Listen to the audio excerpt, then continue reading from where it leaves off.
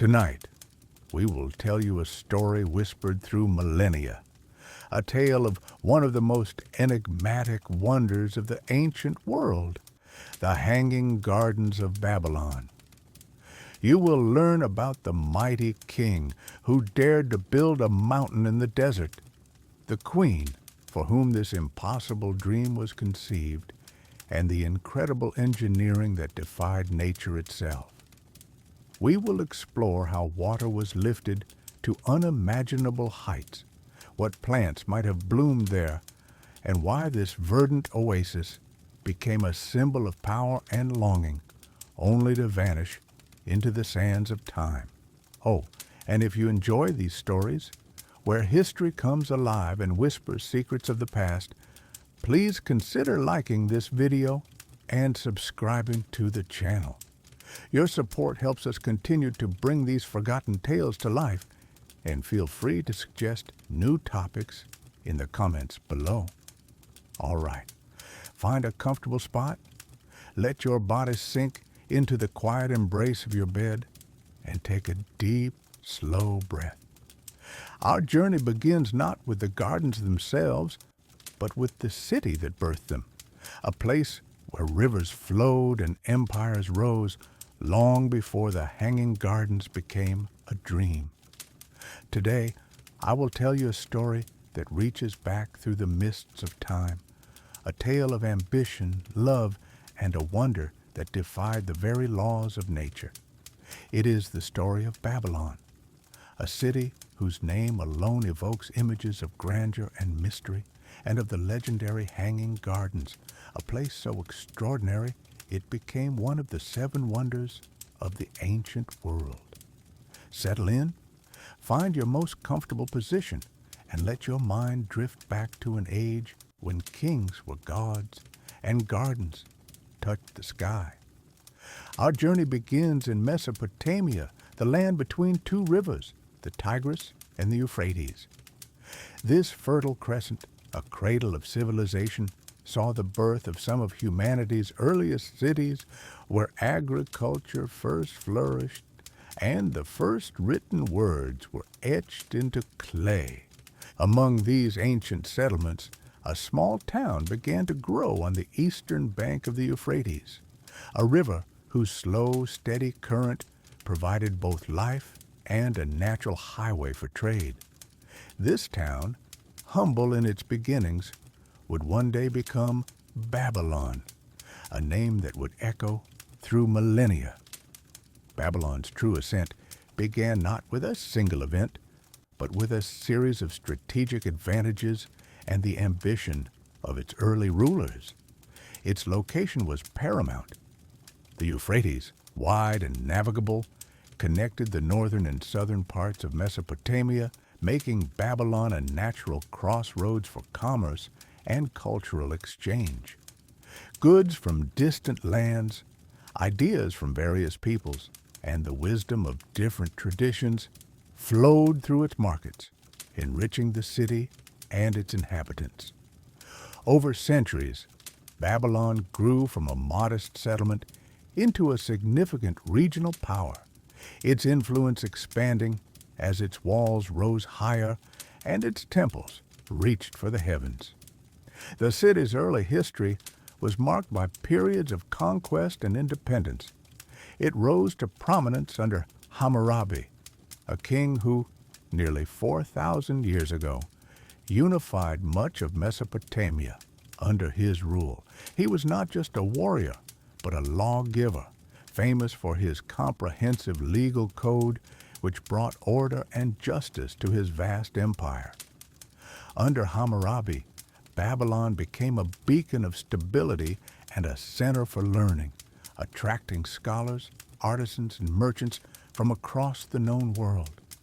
Its ziggurats, towering step pyramids dedicated to the gods, dominated the skyline, visible from miles away across the flat plains. These colossal structures, built of sun-dried bricks, were not merely temples, but symbols of the city's deep devotion and its connection to the divine. However, after Hammurabi's golden age, Babylon experienced periods of decline and foreign domination. It was sacked and rebuilt, its power waxing and waning with the tides of regional conflicts. Yet, its inherent strategic value and the resilience of its people ensured its survival. Each time it fell, it rose again, often stronger and more determined than before. The city became a symbol of endurance, a testament to the enduring spirit of human civilization in a challenging, ever-changing world. The very dust of its streets held stories of triumphs and defeats, of kings and commoners, of empires forged and shattered. By the first millennium BCE, Babylon had reestablished itself as a formidable force. It was no longer just a city, but the heart of a Neo-Babylonian empire, a dominant power in the Near East. Its people, the Babylonians, were renowned for their advancements in astronomy, mathematics, and engineering. They meticulously charted the stars, developed sophisticated systems of numbers, and perfected the art of irrigation, transforming the arid landscape into fertile fields. Their scribes preserved vast libraries of knowledge on clay tablets, documenting everything from epic poems and religious rituals to legal contracts and astronomical observations. The city hummed with activity, a bustling metropolis where traders haggled, priests performed ancient rites, and artisans crafted intricate works of art. The air might have carried the scent of spices from distant lands, the earthy smell of the Euphrates, and the faint, ever-present aroma of baking bread from its many bustling kitchens. The sounds would have been a rich tapestry, the lowing of cattle, the chatter of merchants, the rhythmic chants from distant temples, and the splash of water wheels turning. The city's defenses were legendary even before the grandest of its walls were built. The Euphrates, which flowed directly through its center, was both a lifeline and a formidable natural barrier. Bridges spanned its waters, connecting the two halves of the city, allowing for seamless movement of people and goods. The river provided fresh water for drinking and irrigation, nourishing the fields that fed its vast population and sustaining the lush gardens that dotted the urban landscape. This close relationship with the river shaped Babylon's identity, its prosperity, and its very existence. It was a city born of water, sustained by it, and protected by its embrace. This was the stage, then, for the next great chapter in Babylon's history. A city of immense heritage, rebuilt and re-envisioned, poised on the brink of its most glorious era, awaiting the arrival of a king whose vision would etch its name into the annals of myth and wonder.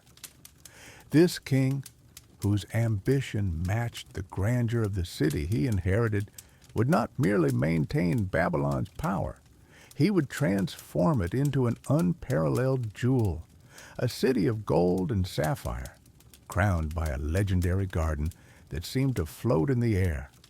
His name was Nebuchadnezzar II, and his story, intertwined with that of Babylon, is where our tale truly begins to unfold. It was under the reign of Nebuchadnezzar II that Babylon truly ascended to its zenith, transforming from a great city into an unparalleled marvel of the ancient world. His name, Nebuchadnezzar II, would forever be etched into the annals of history, not merely as a formidable conqueror whose armies swept across vast lands, but as the visionary architect who meticulously reshaped the very landscape of Mesopotamia, turning a city of mud brick into a gleaming testament to human ingenuity and divine favor. He stepped onto the stage of history as the son of Nabopolassar, a determined Chaldean chieftain who had courageously broken Babylon free from the oppressive yoke of Assyrian rule, establishing the Neo-Babylonian dynasty and igniting a new era of power and influence. Nebuchadnezzar, groomed for leadership from his youth, inherited not just a throne, but a burgeoning empire filled with potential and a legacy of defiance. From his earliest days as crown prince, Nebuchadnezzar displayed an innate strategic brilliance and unyielding will that marked him as a future titan. His military prowess was undeniable, a force of nature that brought kingdoms to their knees. You can almost envision the dust rising from his legions as they marched. At the Battle of Carchemish, a pivotal and brutal clash in 605 BCE, he led Babylonian forces to a decisive and overwhelming victory over the formidable Egyptian army, which had sought to challenge Babylon's burgeoning influence in the West. This triumph not only secured control over the fertile lands of Syria and the entire Levant, a region rich in trade and resources, but also established Babylon as the undisputed superpower of the Near East. It was a victory that echoed through the ancient world, signaling a monumental shift in power. Upon his father's passing, just months later, Nebuchadnezzar, with characteristic efficiency and foresight, swiftly returned to Babylon, traversing the vast desert expanses to claim his rightful place on the throne. His ascension was smooth, a testament to his preparedness and the strength of the empire he was about to lead into an unprecedented golden age. Once king, he embarked on a relentless series of military campaigns that systematically expanded and consolidated his vast empire, ensuring stability and prosperity for his realm. He marched southward, securing critical trade routes that flowed with exotic goods and valuable resources, and westward, asserting his authority over numerous rebellious client states that dared to challenge Babylonian might. His most famous, or perhaps infamous, campaign involved the recalcitrant Kingdom of Judah, a small but strategically important territory that repeatedly defied Babylonian rule. After multiple sieges and rebellions, Nebuchadnezzar finally marched on Jerusalem in 586 BCE, a campaign that culminated in the tragic destruction of its sacred temple, the very heart of the Jewish faith, and the initiation of the Babylonian exile. This was not merely a military victory, it was a profound cultural and religious upheaval, as he forcibly deported a significant portion of the Jewish population, including its elite, its scholars, its priests, and its skilled artisans, to Babylon itself. This act, though undeniably harsh and remembered with sorrow for centuries, solidified his absolute control over the region and brought an immense influx of wealth, diverse talents, and new perspectives to his burgeoning capital, enriching its already vibrant tapestry. He also laid siege to the formidable island city of Tyre for an astonishing 13 years, a testament to his legendary persistence and the unwavering determination of his army. His numerous campaigns against Egypt further extended Babylonian influence, turning the very deserts into pathways for his legions. Yet, Nebuchadnezzar was far more than just a military commander whose conquests stretched from the sun-drenched Mediterranean coast to the arid reaches of the Arabian desert. He was a king with an almost divine ambition, driven by a profound and unwavering devotion to the great god Marduk, the supreme patron deity of Babylon, and an unshakable belief in the city's destiny to be the center of the civilized world.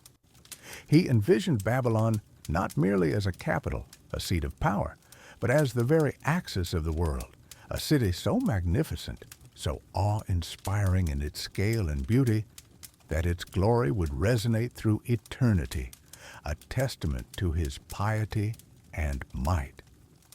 He sought to make it the undisputed beacon of civilization, a living testament to Babylonian power, to the unwavering piety of its people, and to unparalleled architectural prowess that would defy all previous human achievements. Every conquest, every tribute levied from vanquished lands, every valuable resource acquired through trade or war was, in his mind, ultimately directed towards this singular, grand design: to elevate Babylon to an unprecedented level of splendor, to transform it into a dazzling living monument to his reign and the unchallengeable might of his empire. His reign was a period of unprecedented prosperity and monumental construction, a true golden age where the city of Babylon would rise to become the undisputed envy of the ancient world. You can imagine the ceaseless activity, the sound of hammers on stone, the shouts of laborers, the creak of enormous levers, all working tirelessly under the king's watchful eye. His vision culminated in the creation of wonders that would defy the very imagination of mankind for millennia to come. He did not merely rebuild structures damaged by war or time. He reimagined the entire urban landscape, ensuring that every brick laid, every massive wall erected, every grand gate constructed, and every garden planted served to underscore Babylon's preeminence among nations. His vision was not just for imposing structures, but for a city that truly breathed greatness, a sacred and magnificent place where the gods themselves would feel at home, and where humanity's greatest achievements would be on full, glorious display for all to witness. His commitment to this colossal vision was unwavering, shaping not only the physical landscape of Babylon, but also its enduring legend, ensuring his name would be synonymous with unparalleled grandeur. Nebuchadnezzar's reign was not merely about conquest, it was a testament to his unparalleled vision for Babylon itself.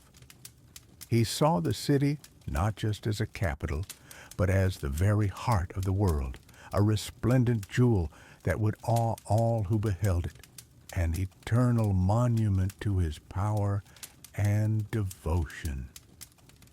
His building campaigns were legendary in scale, transforming Babylon into a metropolis of unparalleled grandeur.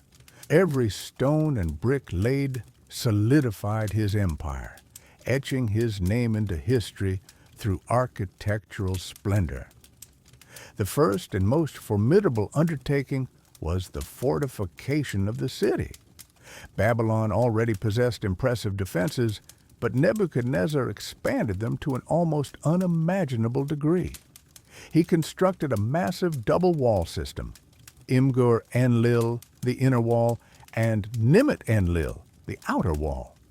These colossal ramparts, built of baked brick, laid with bitumen mortar, a waterproof adhesive, were so wide that, as ancient accounts claim, chariots could turn upon their battlements, their wheels rumbling softly on the hardened surface. Beyond these, he added a vast moat, fed by the Euphrates' continuous flow, providing an additional layer of defense. He also built a third, even more extensive outer wall, enclosing vast agricultural lands, making the city almost self-sufficient during a prolonged siege. The sheer volume of material and labor required was staggering. Thousands of workers toiled under the Mesopotamian sun, shaping the very landscape. Imagine standing at their base, looking up at the towering brick yet. Amidst all this monumental construction, his heart, though that of a mighty king, held a tenderness for his queen, a sentiment that would inspire one of the most astonishing creations the world had ever seen. The story, or rather the legend, of the Hanging Gardens of Babylon intertwines deeply with the figure of Queen Amytis. She was a princess from Media, a powerful kingdom located to the northeast of Babylon, in what is now modern-day Iran. Her marriage to Nebuchadnezzar then was a crucial political alliance, solidifying the bond between two formidable empires, the Neo-Babylonian and the Median, against their common enemy, the Assyrians, whom they had jointly overthrown. This union was not merely one of statecraft. It brought a queen of a vastly different landscape and cultural heritage into the heart of Mesopotamia, a land defined by its rivers and its flat, expansive plains. Amytis hailed from a land of soaring mountains, where peaks often touched the clouds, and deep, verdant valleys were carved by ancient rivers. Her homeland was rich with lush forests, filled with diverse and vibrant flora, where the air was cool and crisp, carrying the scent of pine and damp earth.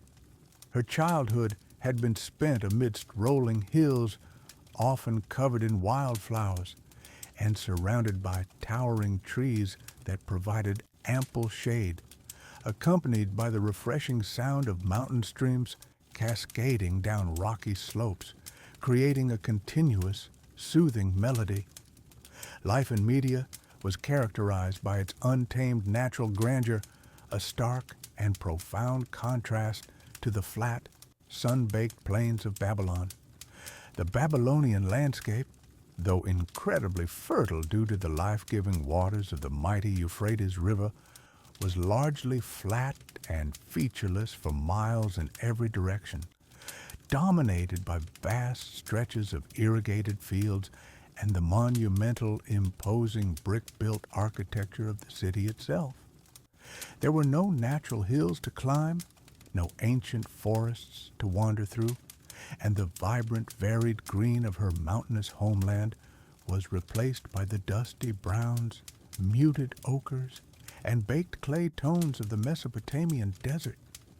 Despite the immense opulence and the unparalleled splendor of the Babylonian court, the magnificent royal palaces adorned with gleaming tiles, and the bustling, vibrant city with its grand processional way, Queen Amytis found herself enveloped by a profound and persistent sense of homesickness. She yearned deeply for the familiar, comforting contours of her native land, for the sight of majestic mountains rising dramatically against the sky, for the refreshing coolness of the shade beneath ancient leafy trees, and for the diverse natural flora that painted her homeland in a riot of ever-changing colors throughout the seasons. Her spirit, accustomed to the wild, untamed beauty of the Median highlands, felt constrained, isolated, and increasingly melancholic in the geometric order, the rigid symmetry, and the vast, flat expanse of Babylon. Nebuchadnezzar, a king renowned for his unwavering resolve, his strategic brilliance in battle, and his unyielding will in orchestrating monumental construction projects, was deeply observant of his beloved queen's quiet sorrow. He saw the persistent longing in her eyes, the subtle, almost imperceptible wistfulness in her demeanor, as she gazed out from the palace walls over the unchanging flat horizon, far from the familiar peaks of Media. His military victories had brought him immense power and unimaginable wealth, and his architectural marvels had indeed transformed Babylon into an unparalleled wonder, a city that commanded respect and awe across the known world. Yet he realized that none of this imperial grandeur, none of these grand achievements could truly dispel the deep-seated melancholy that clung so persistently to his queen. His desire to alleviate her sadness was not simply a matter of profound personal affection. It was also a powerful, unspoken expression of his boundless power and his perceived ability to command nature itself, to bend the very landscape to his will. A king of his stature, one who could raise impenetrable walls and construct magnificent temples, could not allow his queen to remain sorrowful, especially when her happiness was so intrinsically tied to the very landscape from which she came. He resolved to bring the mountains of Media to Babylon, to recreate a living, breathing piece of her homeland within the heart of his arid, flat empire.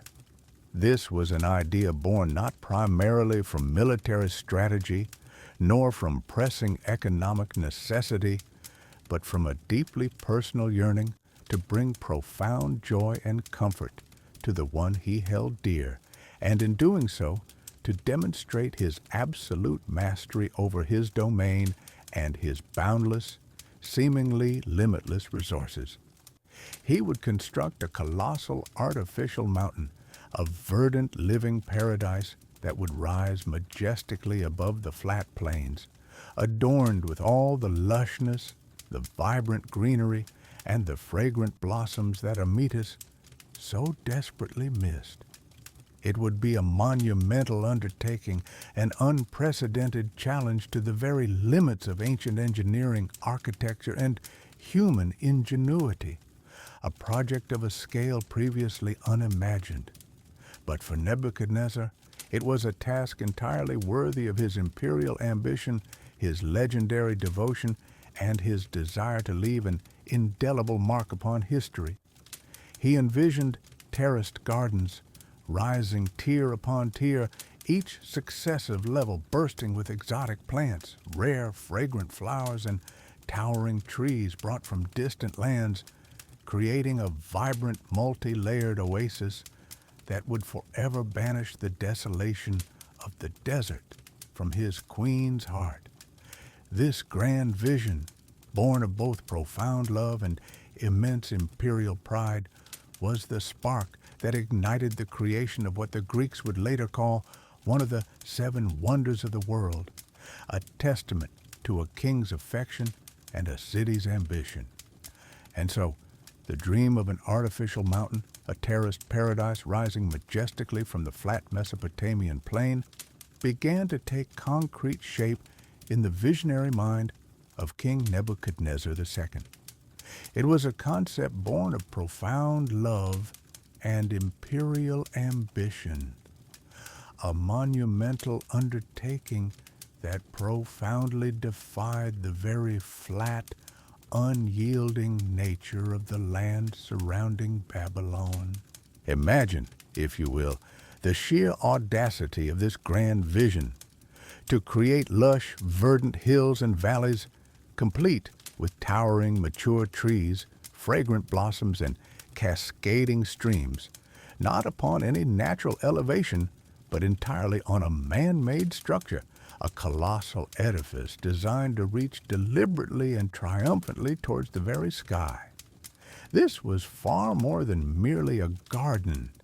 It represented an audacious attempt to recreate an entire complex ecosystem, a living, breathing piece of a distant mountainous homeland, meticulously transplanted and nurtured within the arid, bustling heart of a thriving desert city. The engineering challenges inherent in realizing such an unprecedented project were truly immense, arguably unparalleled for their era. Babylon, as you know, was situated squarely on the vast, fertile, but remarkably flat alluvial plains of the mighty Euphrates River, meaning There was absolutely no natural elevation upon which to commence such a towering construction.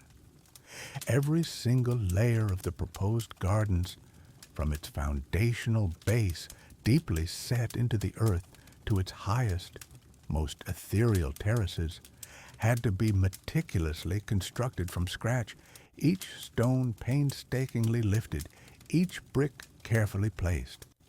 The primary, overwhelming concern for the ancient builders was the sheer unimaginable weight of the structure itself.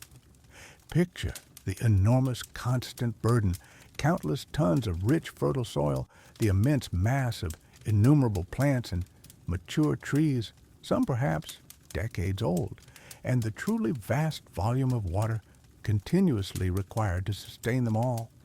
This was a dynamic, living load that far, far exceeded anything previously contemplated or attempted in the annals of ancient architecture. Ordinary structures of the time, even the most grand and imposing palaces or sacred temples, rarely, if ever, had to be designed to support such colossal, shifting, and heavy loads distributed across multiple elevated levels, each holding its own miniature landscape. Furthermore, the critical problem of effective waterproofing was absolutely paramount, a challenge that demanded ingenious solutions. In a region where the readily available building materials were predominantly sun-dried mud bricks, and for more substantial construction, fired bricks, and crucially, without the benefit of the advanced, impervious cements and flexible membranes that are commonplace in modern construction, preventing water from relentlessly seeping down through the intricate layers of the terraces and gradually undermining the entire structural integrity, was a monumental and ever-present task. The very water, which was utterly essential for the garden's vibrant survival, paradoxically held the potential to be its ultimate destroyer if not perfectly contained and managed.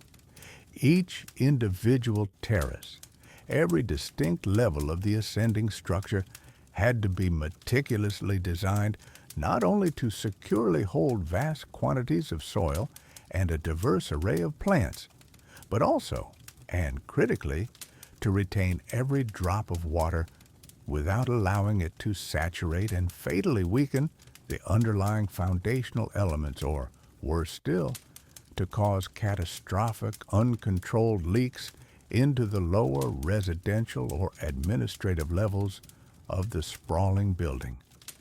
This required an intuitive yet profound understanding of materials and their specific properties, an expertise that extended far beyond the realm of simple conventional construction techniques. The very ambitious idea of lifting colossal quantities of water to the highest, most elevated levels of this artificial mountain presented yet another staggering and continuous hurdle. The lifeblood of Babylon, the mighty Euphrates River, flowed naturally at ground level. To successfully irrigate a garden that was envisioned to rise many stories high, potentially hundreds of feet into the air, meant devising a sophisticated system capable of continuously and tirelessly elevating water against the relentless pull of gravity, day in and day out, without fail. This was clearly not a mere matter of simply digging rudimentary channels or relying on gravity.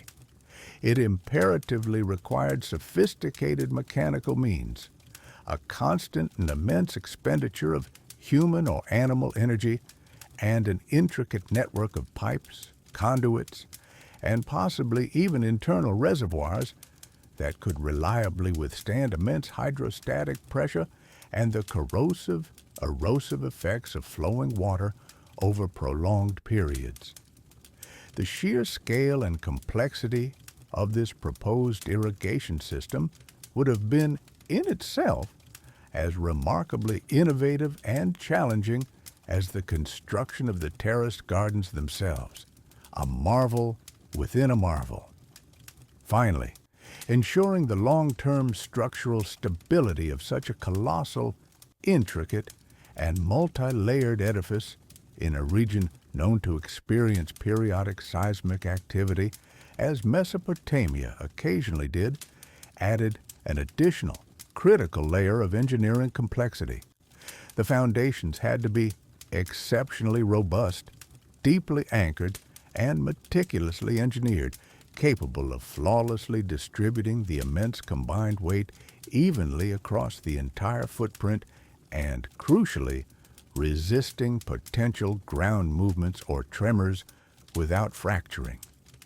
The entire awe-inspiring structure needed to be engineered and built to stand resiliently for many centuries, serving as an enduring testament not only to the boundless power and unwavering will of the king, but equally to the unparalleled ingenuity and advanced technical skill of his dedicated builders.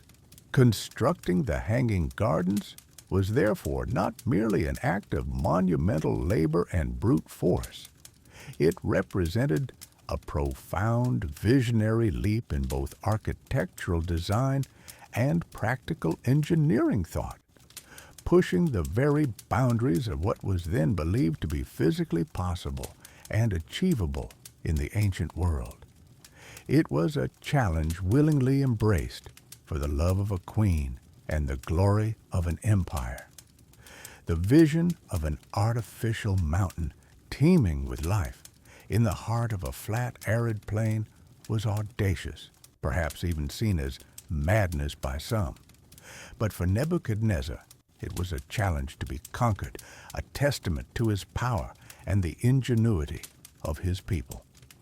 The execution of such a grand design required engineering solutions truly revolutionary for their time, pushing the very boundaries of what was thought possible in an era long before modern machinery. To support the immense weight of countless tons of soil, water, and mature trees, an entire transplanted ecosystem, the very foundation of the Hanging Gardens had to be a marvel of structural integrity, built to withstand the burden and the relentless passage of time. Archaeological insights, combined with ancient descriptions, suggest the garden's base was not a simple mound, but a formidable series of tiered platforms, resembling a ziggurat, though uniquely designed to hold verdant life rather than sacred temples. Imagine a colossal structure built up in receding levels, each forming a broad, deep terrace. The core of this artificial mountain would have been composed of massive, solid walls, constructed primarily from baked brick, a material renowned for its unparalleled durability and resistance to the elements. Unlike sun-dried mud bricks, common for ordinary buildings and prone to erosion, these baked bricks were meticulously fired in kilns at high temperatures, making them exceptionally strong, dense, and impervious to the frequent floods of the Euphrates or the crushing weight they were destined to bear. The sheer volume of these bricks alone represented a monumental logistical undertaking. These thick walls were not merely stacked haphazardly. They were laid with precision, using a binding agent that provided both immense structural strength and crucial waterproofing.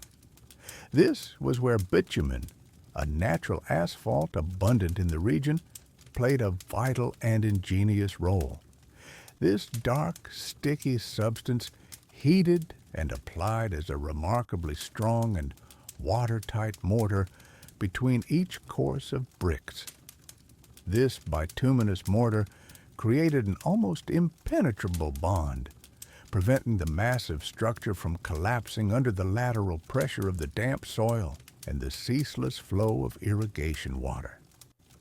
It was a material ancient Mesopotamians had long mastered for various purposes, from sealing boats to paving roads.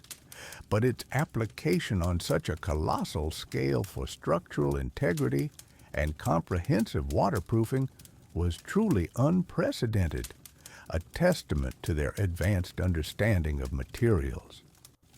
To further ensure no water could seep into the underlying chambers, vaults, or foundations, creating instability, the terraces themselves were constructed with an ingenious multi-layered system designed to contain moisture.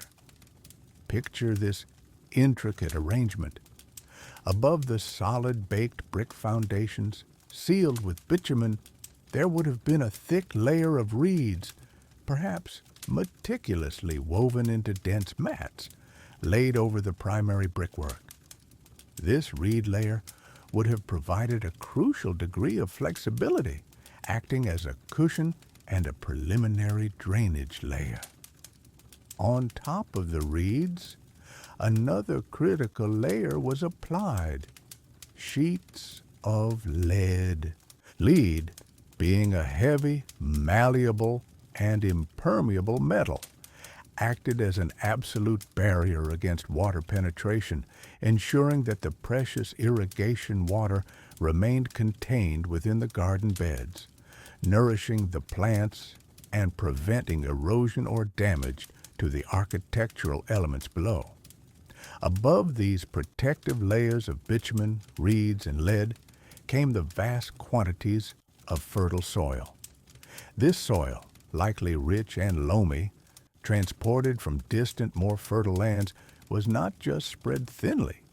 It was laid to a remarkable depth, sufficient to support the extensive root systems of even towering trees and large shrubs, a detail that speaks volumes about the ambitious scale of the undertaking. This careful layering, from the robust baked brick and bitumen foundations, meticulously designed to withstand immense pressure, to the intricate waterproofing of reeds and lead, culminating in deep, life-giving soil, created an environment where an entire vibrant ecosystem could not only survive, but truly thrive, elevated high above the flat, arid desert floor. The construction was not merely about stacking bricks. It was about creating a living, breathing marvel that defied the very nature of its arid surroundings, a monumental act of will transformed into permanent stone and fertile earth. It was a testament to the fact that even in ancient times, with only the simplest tools and sheer human labor, ingenuity could achieve wonders that still inspire awe thousands of years later. Every brick laid by hand, every layer compacted with meticulous care, was a step towards realizing Nebuchadnezzar's impossible dream, a dream of bringing the verdant mountains to the plains for a queen's lasting solace and a king's eternal glory. The construction of the terraced platforms, designed to mimic mountainous landscapes, presented one formidable challenge.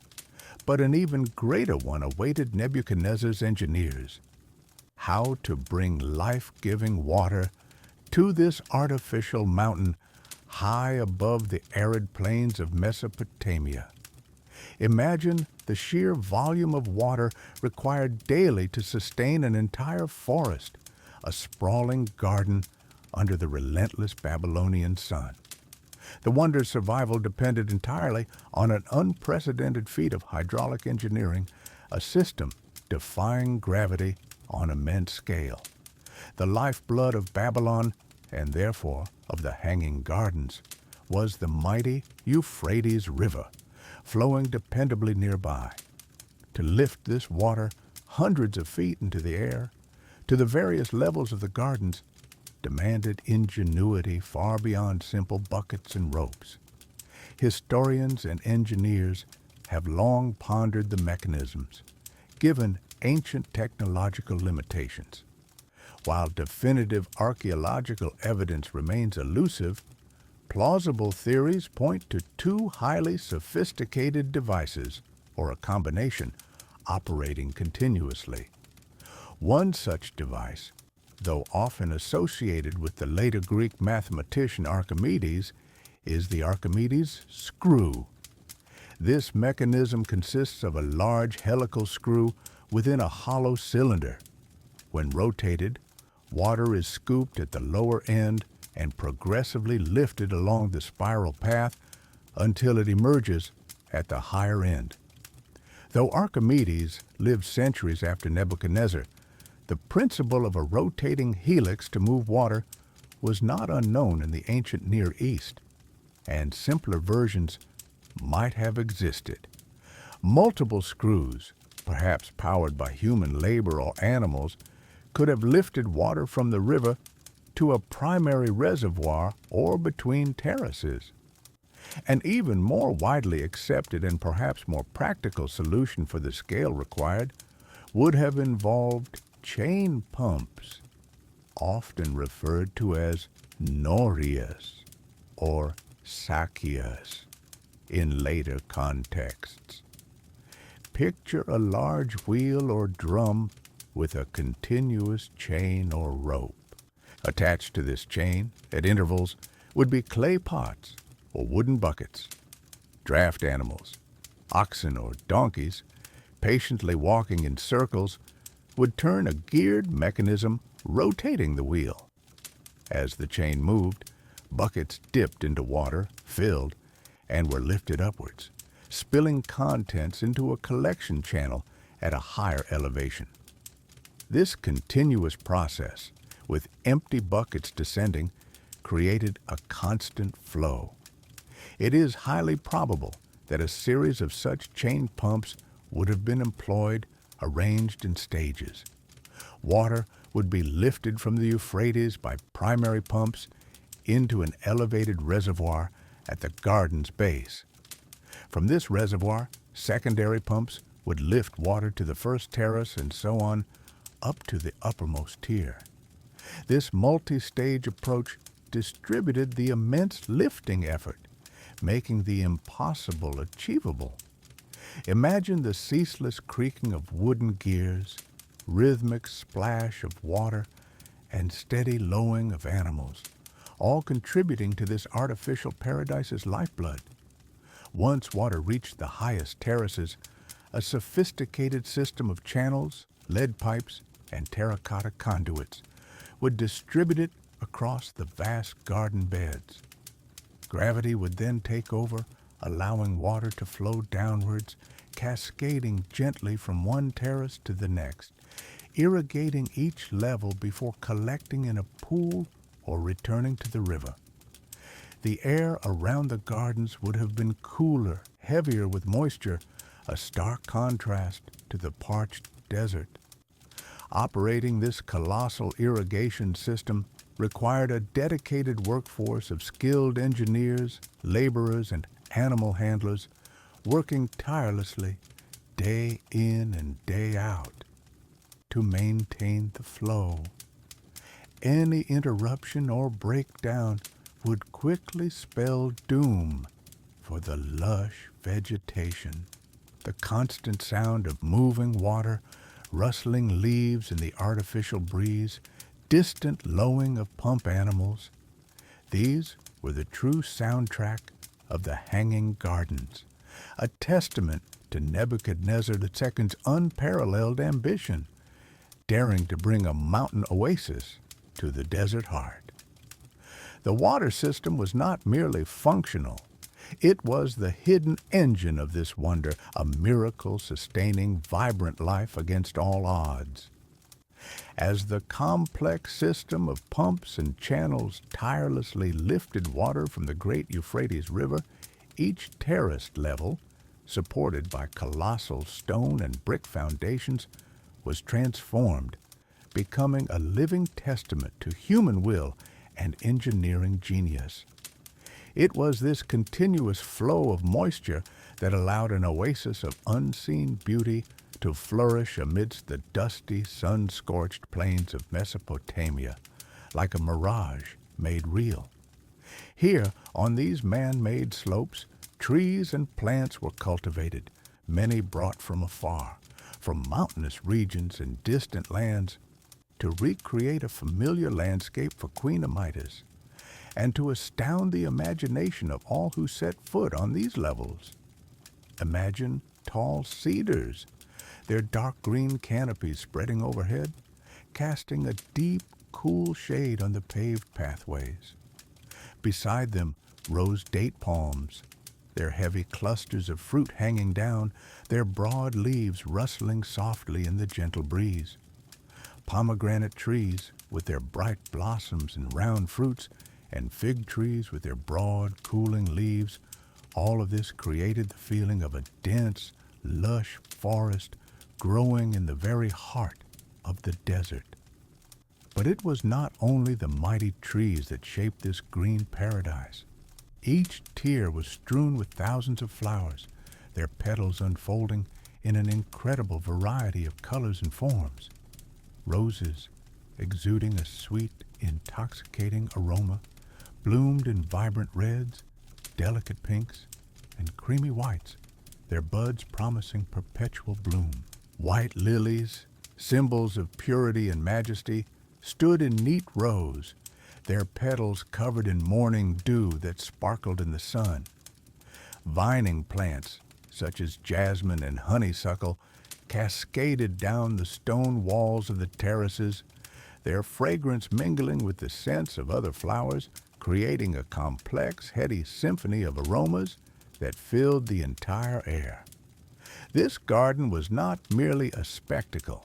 It was a full immersion for all the senses. Visually, it was a stunning contrast, a riot of green and bright colors against the golden-brown landscape of Babylon. The shades of green ranged from deep emerald to the fresh light green of new shoots. The colors of the flowers were so saturated they seemed painted by an artist's brush. One could hear the constant soothing sound of water, the murmuring of streams flowing through small channels, the soft fall of drops from fountains and cascades, and the gentle rustle of leaves stirred by a light breeze. In this place, there were no harsh sounds of the city, only natural melodies that lulled and calmed. The aromas, as mentioned, played a special role here. The air was saturated with the smell of damp earth, fresh foliage, and, of course, countless flowers. You could sense the sweet scent of blooming fruit trees, the sharp fragrance of certain herbs planted among the flowers, and the deep, earthy smell of wet stone and soil. It was like breathing in life itself, rich and multifaceted. The touch of cool, damp leaves or the smooth, sun-warmed stones of the terraces added another dimension to this sensory experience.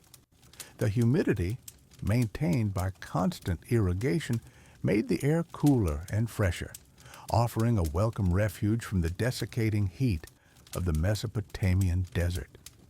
For Queen Amytas, these gardens were not just a gift.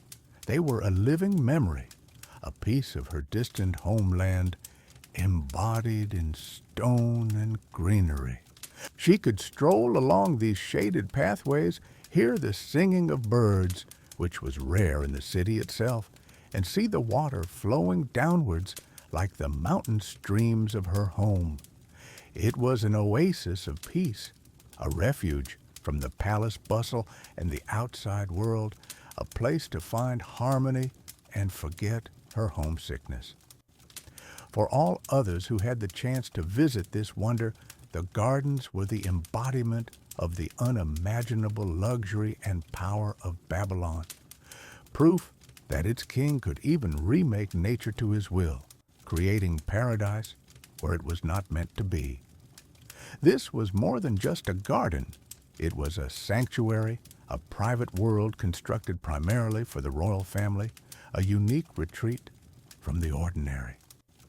Imagine Nebuchadnezzar, perhaps with his beloved Queen Ametis, strolling along the cool, shaded terraces, the gentle breeze carrying the scent of exotic blossoms, a welcome respite from the relentless dry heat of the Mesopotamian plains. Here, amidst the cascading greenery, the vibrant colors of unknown flowers, and the soothing, constant sound of flowing water, they could find profound peace. This elevated paradise offered a serene escape from the clamor and dust of the bustling city that sprawled beneath them, allowing moments of quiet contemplation, a chance to reflect on the vast empire at their feet. It functioned as a deeply personal and exclusive haven, a place where the demands of governance could momentarily fade, offering solace and unparalleled beauty to those who bore the weight of ruling such an immense civilization. The very atmosphere within its verdant layers would have been different, cooler, more humid, a true microclimate artfully engineered within the arid landscape, a testament to the king's devotion and his ability to alter nature for comfort and pleasure. Beyond its intimate function as a royal haven, the Hanging Gardens stood as a monumental, undeniable declaration of Babylon's unparalleled power and immense, seemingly boundless wealth. To conceive and construct such a wonder in the heart of a flat, often unforgiving, arid plain required an almost unimaginable investment of human and material resources. Consider the countless thousands of laborers, the highly skilled engineers, visionary architects, and dedicated artisans who must have toiled for years, perhaps even decades. Think of the vast quantities of precisely cut stone, the millions of specially fired bricks, and the rare, durable timbers transported, often over immense distances, from quarries and forests far beyond Babylon. This logistical feat alone was a staggering demonstration of Babylon's extensive trade networks, its formidable infrastructure, and its capacity to command precious materials from across the known ancient world. Furthermore, the diverse array of exotic plants and towering trees, meticulously selected and transplanted from various distant climates, spoke volumes of an empire that stretched far and wide, capable of gathering nature's rarest treasures from every corner of its dominion. The continuous, tireless operation of its intricate water systems, relentlessly lifting the voluminous waters of the Euphrates River to the highest levels, showcased an unprecedented level of sustained energy, organizational genius, and technological sophistication. This was not merely about creating beauty, it was an audacious, overt demonstration of absolute dominion over nature itself, a visible, breathing manifestation of Nebuchadnezzar's absolute authority and the boundless prosperity of his burgeoning realm. It projected an image of a king who could literally make mountains bloom in the desert. Moreover, the very design and execution of the gardens were a profound statement of advanced Babylonian engineering prowess.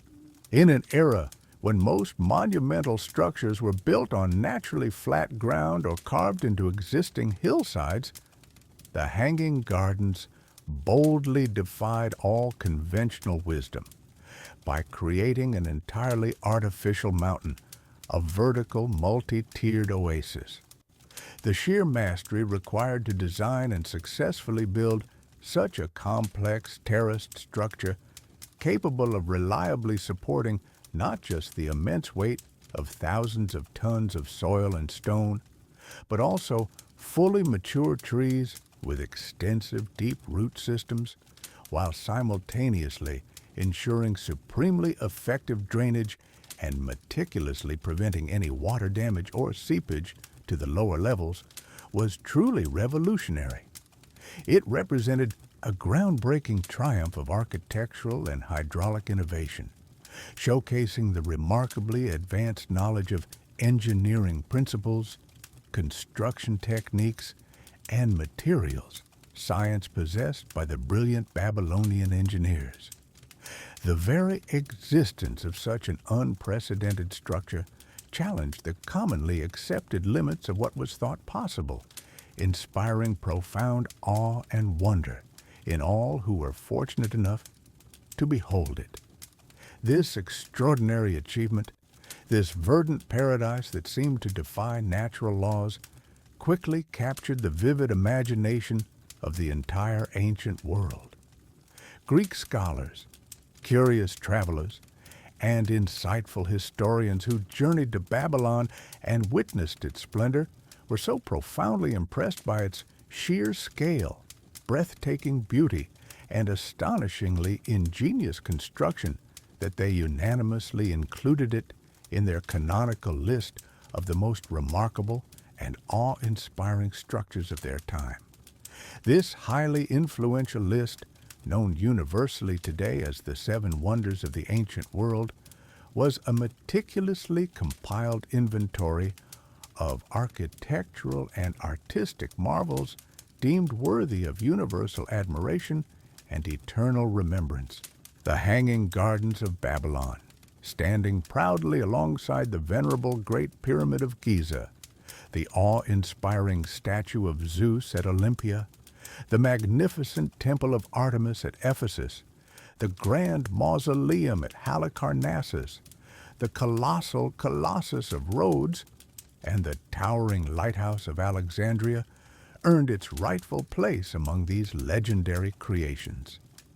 Its inclusion cemented its enduring fame, ensuring that the captivating stories of this magnificent gravity-defying garden would be recounted for countless centuries, meticulously passed down through generations of fascinated listeners, even as the physical structure itself began its slow, inevitable descent into ruin and historical mystery.